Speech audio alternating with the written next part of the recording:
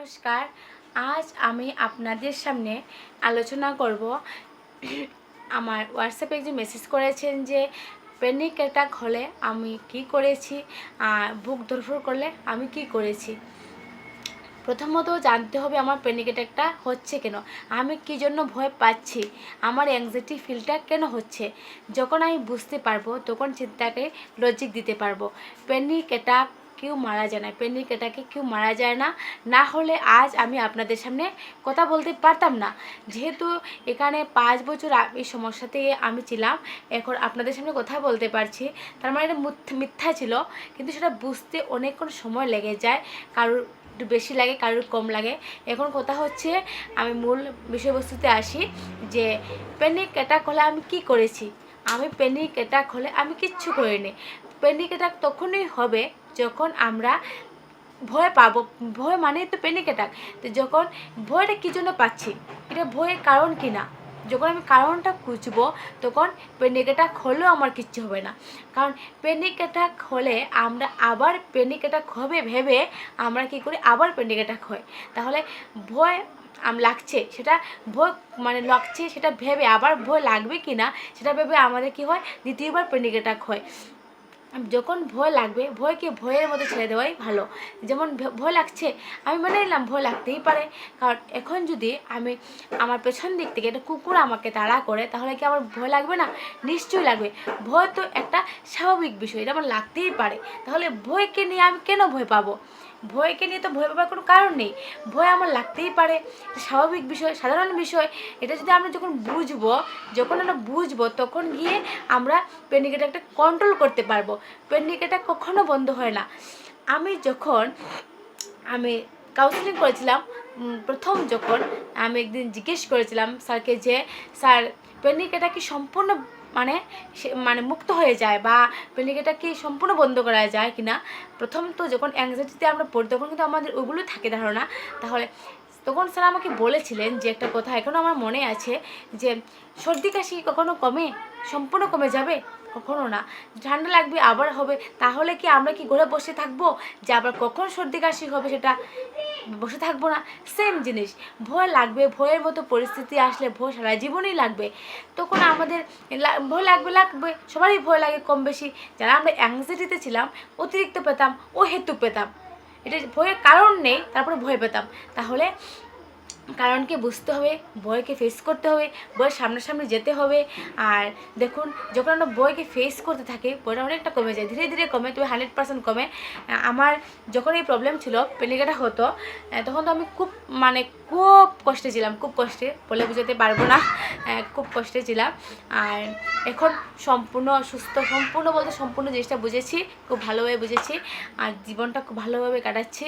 এটা কাটানো যায়। প্যানিক অ্যাটাক এমন কোনো বড় জিনিস নয়, যেমন এটা কিন্তু সমস্যা, এটা তো রোগ নয়, এটা সমস্যা। সময়ের সাথে সাথে চলে যাবে। আর আমরা ছোটোবেলায় যে টেনশনগুলো করেছি আজ কিন্তু নেই। তা আজ যাকে আমাদের টেনশন, দুশ্চিন্তা মনে হচ্ছে, যার জন্য প্যানিক হয়ে যাচ্ছি, সেটা ভবিষ্যতে থাকবে না, 100% থাকবে না। তাহলে যে চিন্তা নিয়ে আমরা পড়ে রয়েছি বা দুশ্চিন্তা করছি, যেটা নিয়ে অতিরিক্ত ভয় পাচ্ছি, দুশ্চিন্তা করছি বর্তমানে, সেটা ভবিষ্যতে থাকবেই না। তাহলে আমরা এই মিথ্যা দুশ্চিন্তাগুলোকে ছেড়ে আমরা নিজের কাজে কর্মে যখন মন দেব, তখন ধীরে ধীরে আমাদের এই চিন্তাগুলো, যে দুশ্চিন্তাগুলো যেগুলো আমরা তাড়া করে বেড়ানো বন্ধ করতে চাই, সেগুলো অটোমেটিক সেগুলো আসা কমে যাবে। আর যখন আমরা বন্ধ করতে চাইবো এই প্যানিক অ্যাটাককে, আর প্যানিক অ্যাটাকখানে দ্বিতীয়বার হতে চাইবো না, আর হবে না, এগুলো ভাববো। প্যানিক অ্যাটাক হবে, ভবিষ্যতেও হবে, সেটাকে মেনে নেব যে হতেই পারে। প্যানিক অ্যাটাক তো হতেই পারে, হবে না কেন? হতেই পারে, প্যানিক অ্যাটাক হতেই পারে। আমার হলে কি হবে, 10 মিনিট থাকবে, তারপরে কমে যাবে। তাহলে এই প্যানিক অ্যাটাককে নিয়ে আমি সারাদিন পরে থাকবো না। ওই 10 মিনিটের প্যানিক অ্যাটাককে আমি সারাদিন নষ্ট করবো না। প্যানিক অ্যাটাক হবে, চলে যাবে, যে কোনো সময় হতে পারে। আমার যে কোনো সময় ভয় লাগতে পারে। এখন আমি কি ঘরে বসে থাকবো ভয় কখন লাগবে ভেবে? না, আমি বের হব, ভয় লাগতেই পারে। বয়স যে কোনো সময় লাগতে পারে সেটাকে মেনে নেব, আর মেনে নিয়ে আমি বেরোবো। যেখানে যেখানে যাব, আমরা যখন এই সমস্যাতে থাকি তখন তো আমরা কেউ ঘুরতে বেরোতেই চাই না, কারণ আমাদের প্যানিক অ্যাটাক হবে ভেবে। আর রাস্তাঘাটে তো একা একা চলতেই পারি না, কারণ আমরা সেখানে পড়ে যাবো, আমাদেরকে কজনে নিয়ে আসবে। আমরা কিন্তু যাইনি সেখানে ঘুরে ভেবে বসে বসে ভাবি আমরা পড়ে গেলে কে কে আমাদেরকে নিয়ে আসবে, আমাদেরকে রাস্তায় কেউ দেখতে পাবে কি না, অনেক কিছু আমরা ভেবে বসি। তাহলে ওগুলো করে চলবে না, আমাদের মানে যেতে হবে। আর দেখুন, একটা ভিডিওতে অন্য সময় আলোচনা করব যে আমাদের নিজের প্রতি যতক্ষণ পর্যন্ত আমার নিজের বিশ্বাস আসবে না, সেখান থেকে আমরা কোনোদিনও রিকভার হতে পারবো না। আগে নিজেকে বিশ্বাস করতে হবে, জীবনে বাঁচতে গেলে নিজেকে বিশ্বাস করতে হবে। আর নিজেকে যত পারেন নিজেকে বোঝানোর চেষ্টা করেন, নিজেকে বোঝাবেন আর ফেস করার চেষ্টা করবেন। যাদের এই সমস্যা হয়েছে ভগবানকে ধন্যবাদ দিন যে আমি জীবনটাকে নতুন করে মানে বোঝার সুযোগ পেয়েছি।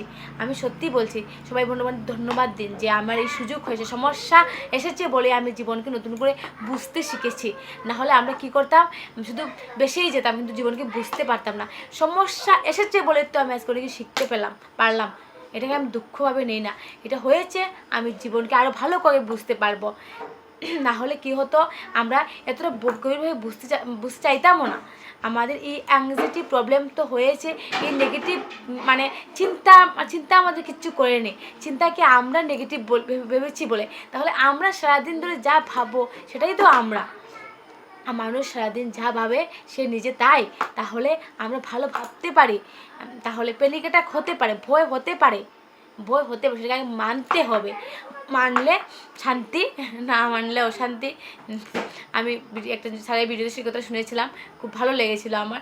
আর সত্যি মানে নিলে অনেক কিছু শান্তি হয়ে যায়, মনের দিক দিয়ে অনেক বোঝা নেমে যায়, মনের থেকে অনেক হালকা হয়ে যায়। যখন আমার এই প্রবলেম ছিল, আমার একটা মাথার সাথে জাম হয়ে থাকতো সারাদিন, কারণ আমার দুশ্চিন্তায় মাথাটা জাম হয়ে সারাদিন থাকতো। কারণ এত চিন্তা করছি, যে এত ভেবে ফেলেছি যে মাথাটা হালকা লাগতো না। কিন্তু আজ অনেক কিছু আছে যে আমি ভুলেই গেছি, নিজের মনেই নেই। তবে দেখুন, মাঝে মধ্যে আপনাদের সামনে শেয়ার করলে আমার খুব ভালো লাগে, আমাকে দাদাভাই একজন হোয়াটসঅ্যাপে মেসেজ করেছিলেন যে মানে প্যানিক অ্যাটাক হলে আর বুক ধরফর করলে আমি কী করেছি। প্যানিক অ্যাটাক যখন প্রথম হতো তখন তো প্যানিক অ্যাটাক দ্বিতীয়বার হবে ভেবে আমি আবার প্যানিক হয়ে যেতাম। তাহলে যখন বুঝতে পারলাম প্যানিক অ্যাটাক একটা সাধারণ জিনিস, যদি পেছন থেকে আমাকে একটা কুকুর তাড়া করে সেখানে আমার ভয় লাগবে। তাহলে আমি যদি অনেক সময় অন্ধকারে একটা প্লাস্টিকের যদি আমি প্লাস্টিক কিছু পায়ের কাছে লেগে যায় বা একটা সুতো দড়িয়ে লেগে যায়, আমি সাপ ভেবে ভয় পাবো না? ভাবো যখন টর্চ মেরে আলো জেলে দেখবো সেটা সাপ নয়, এটা একটা দড়ি, তাহলে আমার ভয়টা কমে যাবে। তাহলে আমরা যে কারণের জন্য ঘরে বসে বসে শুধু প্যানিক অ্যাটাক হবে ভাবছি, তাহলে সেখানে যেতে গিয়ে সামনাসামনি দেখতে হবে। যখন একটা বাচ্চা ছোটো থাকে, যখন ভাবে যে মানে ভয় দেখানো যায় যে সেখানে একটা কালো হাত রয়েছে তোমাকে খেয়ে নেবে, তুমি সেখানে যেও না। বাচ্চারা যখন বড় হয় তখন যখন বুঝতে শিখে গিয়ে দেখে আসে সেখানে কিছু নেই, তখন তার কনফিডেন্স বেড়ে যায়, তার নলেজটা বেড়ে যায়, তখন কিন্তু সেটাকে ভয় পায় না।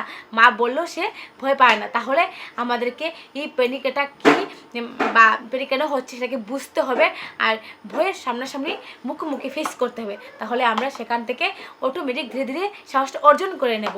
আর কেউ মায়ের পেট থেকে সাহস নিয়ে জন্মানা পৃথিবীতে আসার পর আমরা অর্জন করতে পারি। আমরা যে নেগেটিভ অভ্যাস, নেগেটিভ চিন্তা, সেগুলোকে আমরা কী করেছি, অভ্যাস করেছি, সেটা আমরা নিজে অর্জন করেছি, তৈরি করেছি।